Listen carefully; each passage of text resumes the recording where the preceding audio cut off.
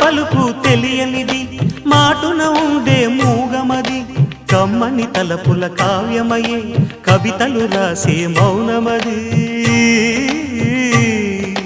రాగల రోజుల ఊహలకి స్వాగతమిచ్చే రాగమది శృతిలయలరగని ఊపిరికి స్వరములు కూర్చే గానమది ఋతువుల రంగులు మార్చేది కల్పన కలిగిన